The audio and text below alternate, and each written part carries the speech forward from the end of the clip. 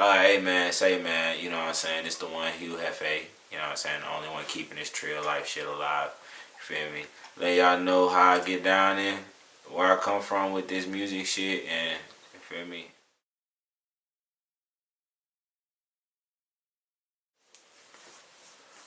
This joke, I got like 3 albums and I think 2 singles.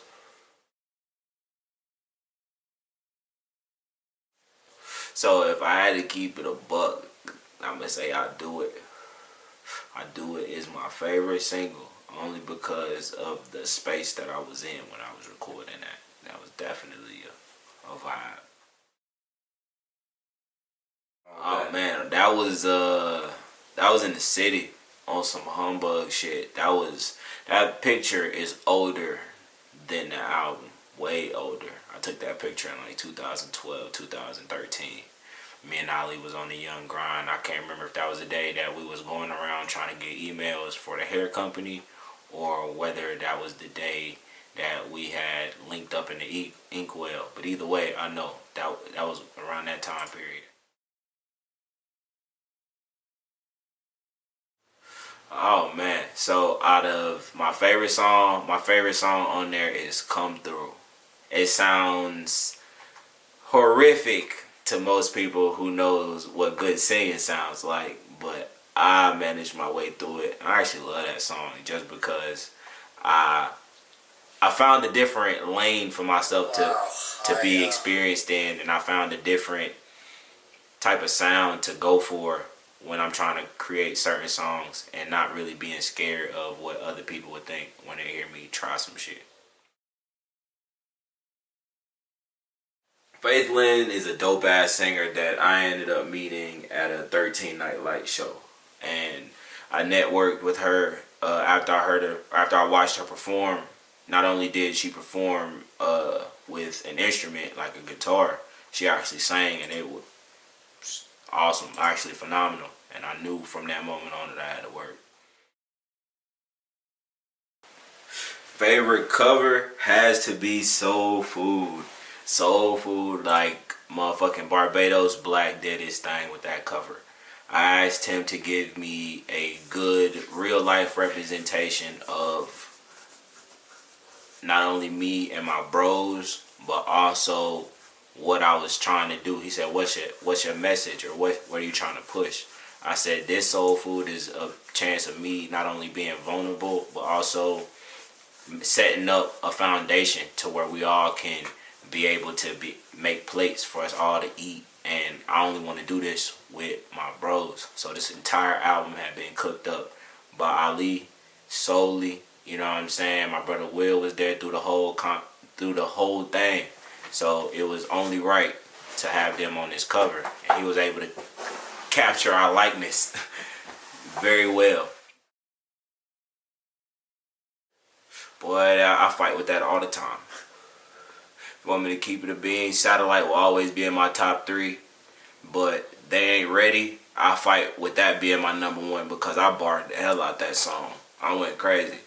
And then when I be smoking, I listen to Voyage like all day.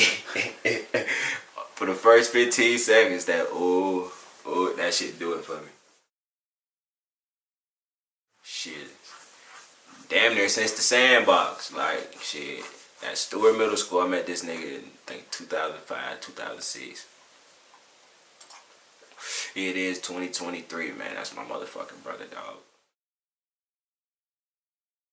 Liddy McGuire was my first shot in the dark. Like, putting out a solo project, seeing how people would receive not only my music, but also receive just me putting myself out there. Because at first I was on the low key scene. I used to want to be like a cameraman. I used to want to rap but not be on the scene, and that shit don't make no sense. So this was my first time to be like, hey, I'm finna put myself on the scene. Let's see how people rock with me. Not gonna lie, I got way more reviews and I got way more love. I got so much off of that project, which gave me the motivation to keep going. Depends on what I'm finna do. Man, if I'm waking up, starting my day, give me a bag for sure. If that wake and bake is starting my day, 93 premium. Like, I can't even lie to you. Give me a bag is that motivation. That's that, hey, you gotta get up and go get it. Niggas gonna hate if you broke or you rich, so you might as well get you a bag. But when you chillin', that 93 Premium, the reason why I love that song so much is because any phone call that you hear that happened on any song of mine has always been live. That has never been pre-rehearsed, never nobody expected it, it just happened. And 93 Premium came because I had somebody trying to get some gas and they put up on me while I was in the studio. And I fucking recorded the song off of just a vibe. You know what I'm saying? That's just pretty much how that shit rolled out. So depends on what vibe I'm in that day. That's the sneak peek to the album that I'm about to release. Lit Again's Island. Lit Again's Island is the new Jefe that they know of, or that the world knowing of. Because I got some shit in the vault, and That's Me was a good enough single or a good enough song for me to show, alright, this is what the next album gonna sound like, and if y'all like this, y'all definitely gonna like the album. Yeah, Out There came out, I would say, maybe a year, close to a year afterwards. It was my first video that I would say that I was putting myself out there. That was the name of the song. That was the concept. And also, that was a song that I really rap from beginning to end. So if you like the way I rap, then this is the style to get. So I had to give them a template to put myself out there. And so the first single came with that. If you see by the cover, I'm in the studio, but the world is where I'm going. Like, I'm outside. The world is my playground. I'm taking my first step out there to the galaxy and really put myself out there into this universe.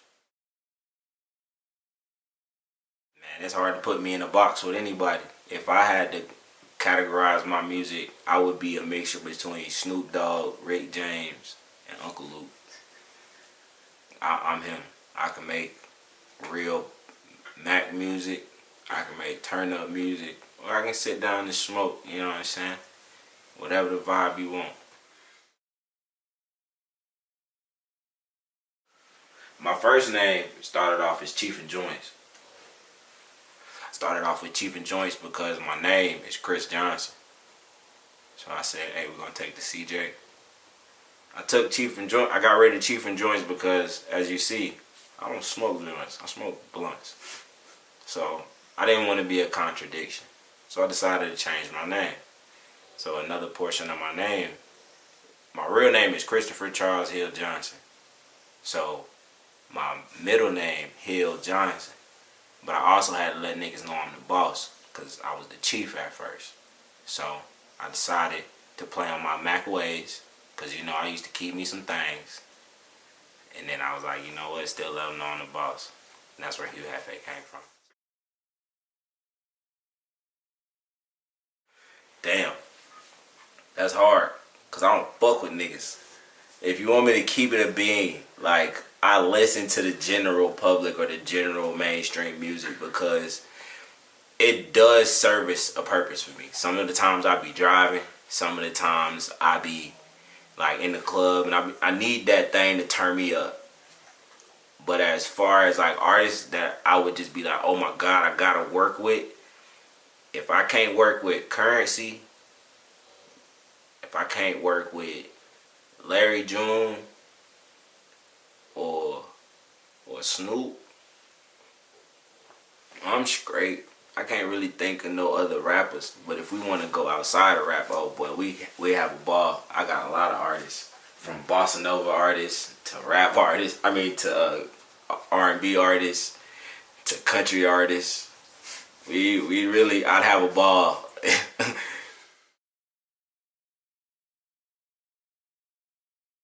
Shit.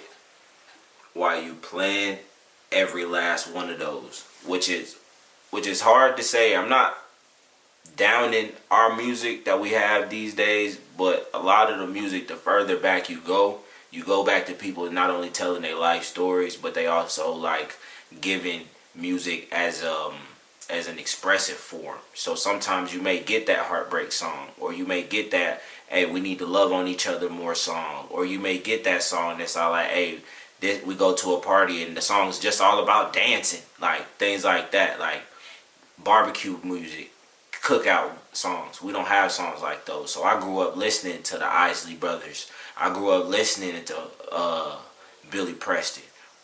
Grew up listening to Billy Joel. I grew up listening to the Commodores. I grew up listening to motherfucking R. Kelly. Outside of all the bullshit he got going on, the nigga make great music. Motherfucker, I grew up listening to Michael Jackson, the Gap Band, fucking Bobby Brown, Whitney Houston, motherfucking Aaliyah, motherfucker, like you name it. Like those are the songs. Those are the reason why I put in the work that I do into making not only my songs be as authentic through me, but also tell a story. Like tell something that like from beginning to the end, you actually heard something in it and it flowed together as one masterpiece. Like, cause every song that you go back into from the early 2000s up onto even the 50s and the 60s. I mean, even in the 50s and the 40s, they all had a message. They all had something to say.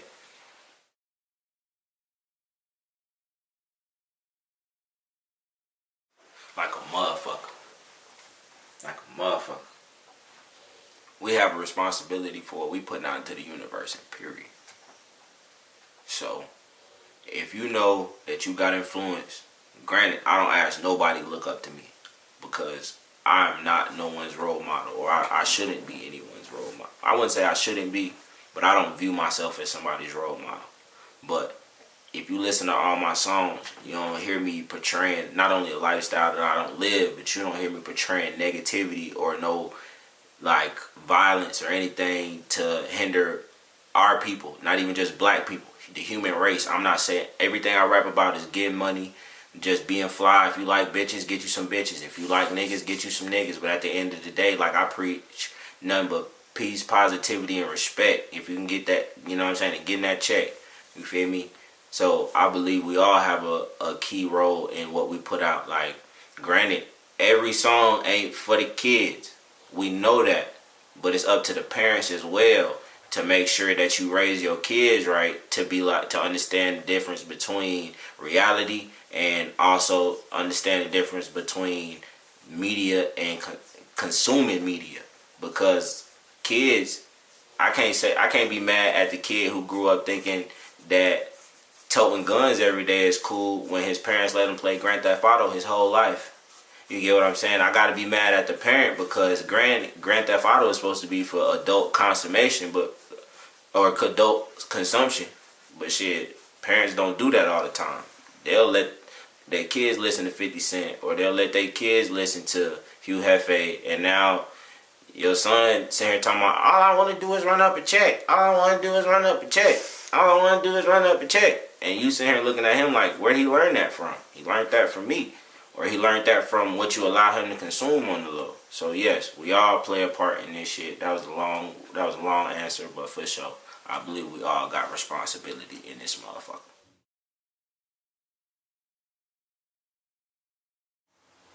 I feel like I'm on that path still. I feel like the kid version of myself would be blown away at the steps that I've taken, and also the responses that I've been getting, good and bad. Because if you ask the kid version of myself, I wouldn't have put myself on this platform.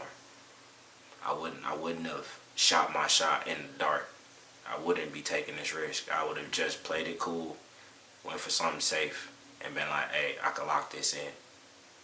So I would be proud of myself, but I would also be very